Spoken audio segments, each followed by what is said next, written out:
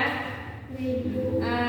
Oke, sebelum kita memulai pembelajaran kita di pagi hari ini, mari kita berdoa menurut agama dan kepercayaan kita masing-masing. Berdoa dimulai.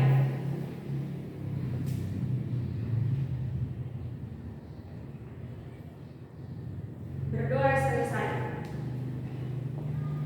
Dian, kalau mata absen di meja ini sebentar. Makasih ya. Oke. Ibu mau absen dulu.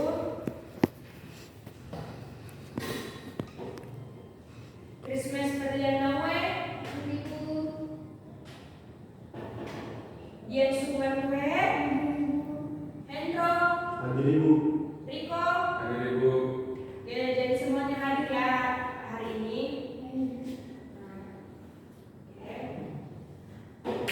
Oke, sebelum kita memulai pembelajaran kita, seperti biasa ya, kita harus melakukan YLR.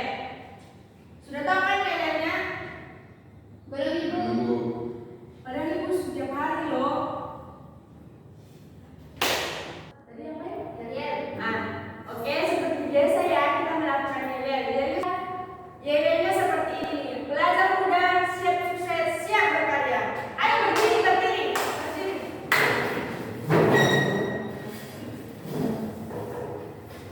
Belajar sukses. Belajar mudah.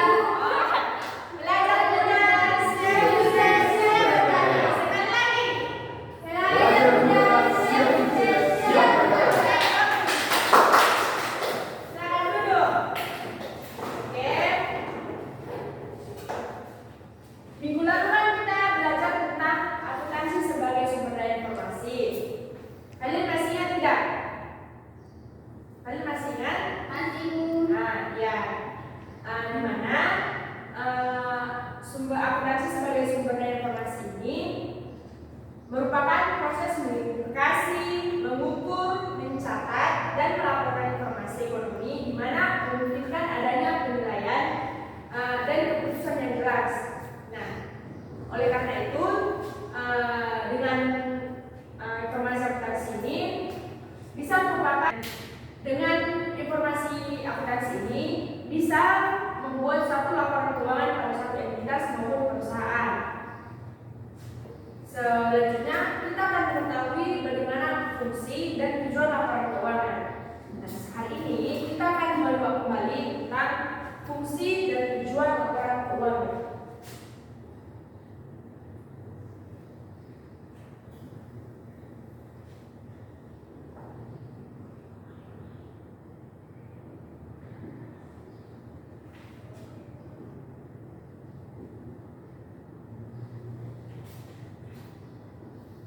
Fungsi laporan akuntansi itu ada 7. Ada yang tahu? Ibu kemarin sudah memberikan materinya, sekarang kita akan membahas. Ada yang tahu? Ya.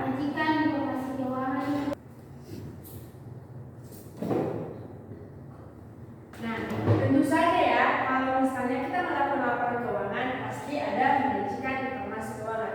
Dengan kita tahu kalau fungsi laporan keuangan, menyajikan informasi keuangan. Tentu saja fungsi laporan keuangan itu adalah secara sistematis dengan ini bisa menjadikan laporan keuangan secara terstruktur dan rapi.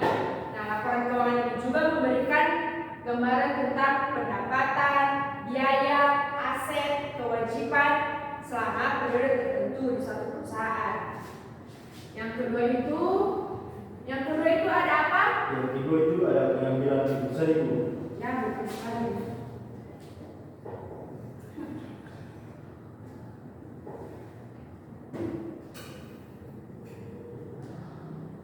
Ya, yang kedua itu pengambilan keputusan. Fungsi laporan keuangan ini juga sangat penting untuk mengambil keputusan.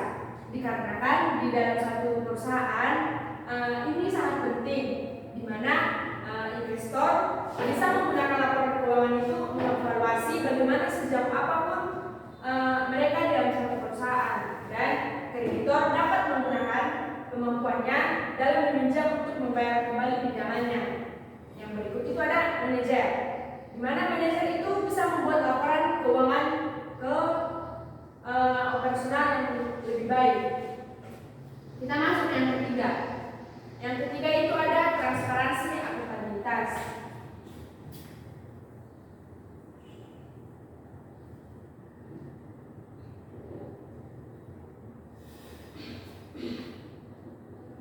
Laporan keuangan ini juga sangat penting dalam transparansi akuntabilitas, di mana laporan keuangannya itu harus terlihat transparan, tidak boleh tertutup-tutupi. Yang keempat itu ada apa? Yang keempat itu ada evaluasi kinerja. Evaluasi kinerja. Yang keempat ada apa? Evaluasi kinerja.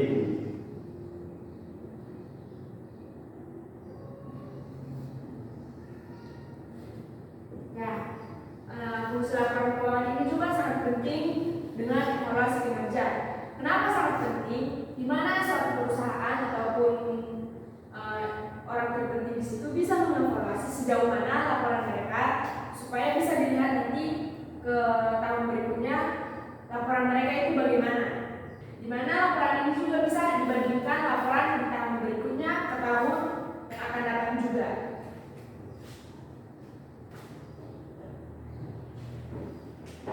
Yang kelima itu ada Perencanaan keuangan.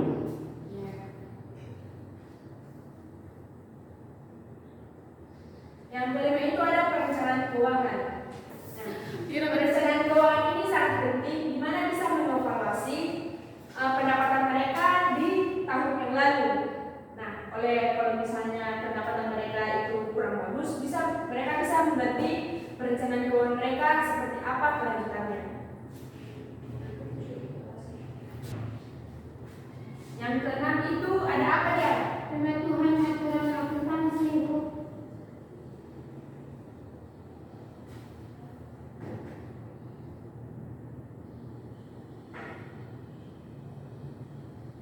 Ya, dalam fungsi laporan akuntansi ini sangat penting ya. Pasti dengan adanya fungsi laporan keuangan yang keenam ini bisa membantu perusahaan mematuhi standar akuntansi yang ada. Otomatis dalam suatu perusahaan itu harus memiliki yang keenam ini, pematuhan aturan akuntansi. Yang terakhir itu ada apa? Evaluasi efisiensi operasional, Ibu.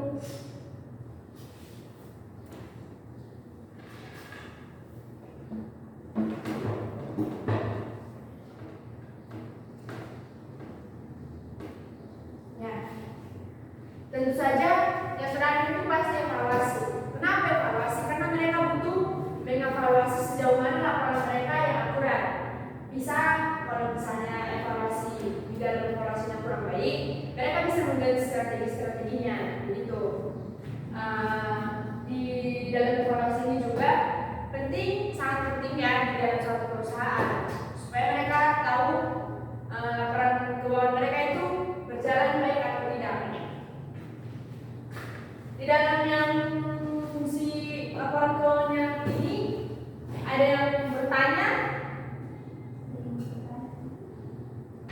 atau ada yang belum dimengerti? Sudah, Ibu. Berharap kalian sudah mengerti ya, supaya nanti tidak ada yang berbeda lagi karena minggu depan kita akan UTS.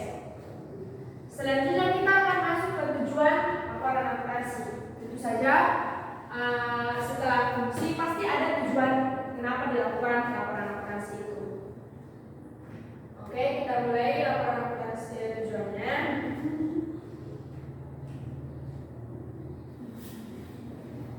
Yang pertama itu memberikan informasi yang terpercaya. Christmas tolong baca. Sini ada tujuan. Ibu sudah tulis tujuan laporan keuangan. Christmas tolong baca. Menilai kekuatan dan kelemahan perusahaan, menunjukkan posisi keuangan dan investasi perusahaan. Ketiga, menilai kemampuan perusahaan dalam melunasi kewajiban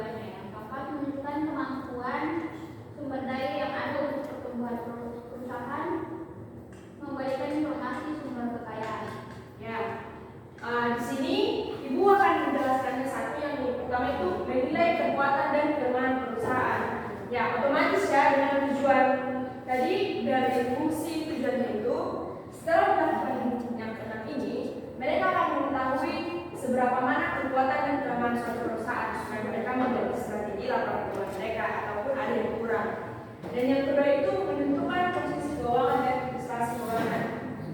Sama juga dengan yang pertama tadi, mereka bisa menentukan posisi keuangan dan investasi keuangan mereka.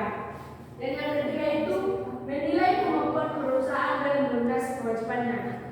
Otomatis ya dalam satu perusahaan itu tidak mungkin semuanya orang satu perusahaan itu mempunyai modal yang begitu banyak. Otomatis mereka akan meminjam kepada misalnya bank. Nah, mereka di sini akan mengetahui kemampuan mereka, kemampuan satu perusahaan itu mampu atau tidak melunasi utang mereka. Yang terakhir itu menunjukkan sumber daya yang ada untuk pertumbuhan perusahaan. Nah, dengan ini pasti suatu perusahaan itu bisa mengevaluasi misalnya karyawannya nih. Mereka satu perusahaan itu mampu tidak memberikan sumber daya kepada misalnya karyawannya, termasuk dengan gaji, apakah sudah pas gaji yang sesuai pekerjaan mereka. Begitu.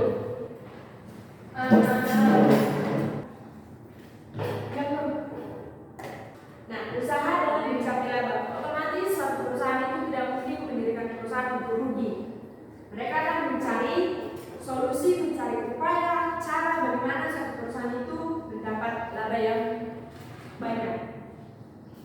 Mungkin ini pembahasan kita di siang hari ini karena jam sudah menunjukkan makan siang ya.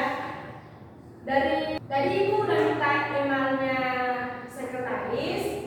Ibu sudah mengirimkan soal-soalnya. Soalnya ada 3 ya. Nanti jawabannya kirim ke email Ibu. Itu yang pertama itu jelaskan fungsi laporan keuangan bagi suatu perusahaan, dan yang kedua tujuan utama penyusunan laporan keuangan dalam suatu perusahaan. Yang ketiga itu ada bagaimana laporan keuangan bisa membantu manajer perusahaan dan mengambil keputusan. Mungkin itu nanti jawabannya dikirim paling lama jam 2 ya oleh Ibu. Dari materi pembahasan yang Ibu berikan tadi tentang fungsi dan tujuan laporan keuangan, apa anak-anak ada yang mau ditanyakan, kurang mengerti, supaya kita tidak mengulang 2 kali ya? Baik Ibu. Apakah semua sudah paham? Paham ya? ya, Bu. Ya, Ibu harap sudah paham ya. Ibu harap yang kalian itu belajar dengan giat. Dan berbuat yang mau dibahas dulu. Oke, dari pembahasan kita ini mau tanya, ada yang bisa menyimpulkan? Hai Ibu. Ya. Ya, jadi dalam materi yang kita bahas yaitu ada fungsi laporan keuangan dan juga memberi sedang tujuan umum laporan keuangan yaitu memberikan informasi yang mencapai informasi yang diberikan. Yang pertama tentang fungsi laporan keuangan yang tadi sudah dipelajari yaitu tentang menyajikan informasi keuangan.